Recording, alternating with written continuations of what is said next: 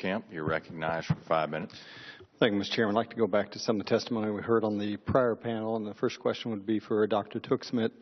In his testimony, Dr. Matthews stated that when he repeatedly brought up problems with doctors only doing three and 1/2 hours of work during any given 8-hour workday, the consistent explanation he received was that this is the VA. Considering that response, is it common practice throughout the VA for doctors to work only a proportion of the time they are being paid for? No, that's not a common practice. That's not actually an expectation. So I think that... Doctor, can you tell me how you know whether that's true or not? So I think there was a briefing on capacity in the organization that... Yeah, and I'll tell you, the VA briefing said their data was no good. And I've had whistleblowers to that effect. Second question had to be reference to Mr. Davis. And if Ms. Lerner could shed some light on this, but you indicated that folks from your association had met with White House Deputy Chief of Staff Ron Neighbors and Secretary Gibson about these issues. Were you in on those meetings? I was, and Mr. Bachman was as well. Okay, and I'd like to ask you because Mr. Davis does note that that he believes that the Deputy Chief of Staff of the White House, Ron Neighbors, leaked his whistleblower complaint. Did you visit with Mr. Neighbors about this possibility and what the problems and penalties might be for doing such an action? My meeting with Mr. Neighbors did not focus on this matter. I don't know anything about it, quite frankly. My guess is that, and I'm just guessing here, is that Mr. Neighbors was trying to probably intervene to help and not to leak someone's name in a vindictive kind of way. Well, this goes to the highest level. So you said that you thought they understood very well. But the allegation tonight was that the very folks at the highest level that we're relying on actually are violating their own whistleblower laws that are very clear. And I want to ask Dr. Tuxmit, how do you inform the employees about their rights under whistleblower protection? How often do you do that?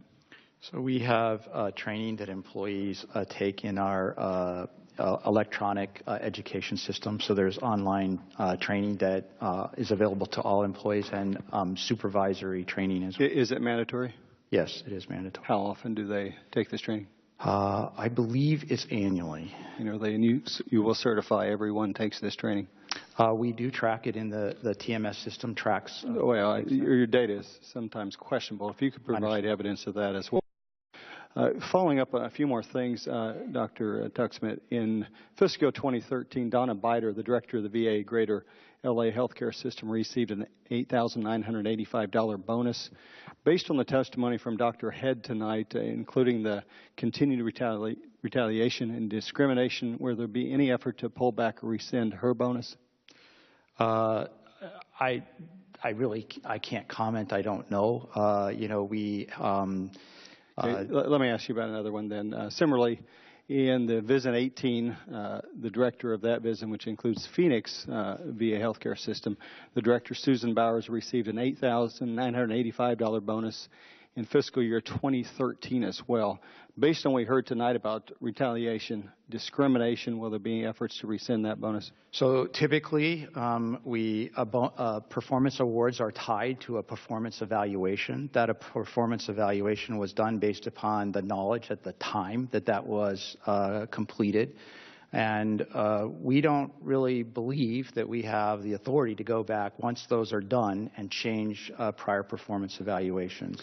And thirdly, Dr. Tuxmit, Mr. Davis' testimony, folks above him, the deputy CBO, received an $8,252 bonus, and the CBO for member service received a bonus of over $7,600. Will there be efforts, or are you going to ignore these, allow these bonuses to remain as well? I think that, again, my answer would be that we don't normally go back and change performance evaluations once they're completed.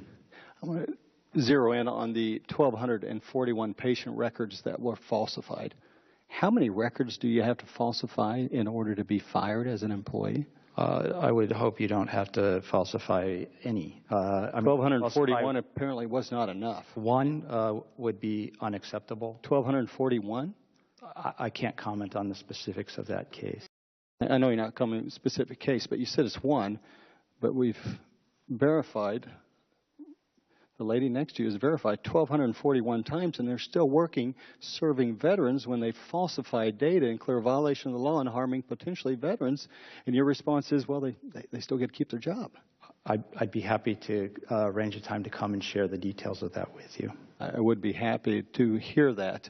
But what I think the American public needs to know is, are you really serious about that? Still giving out bonuses, still hearing these reports, and 130 complaints still continue to be investigated. I yield back, Mr. Chairman. I hear you.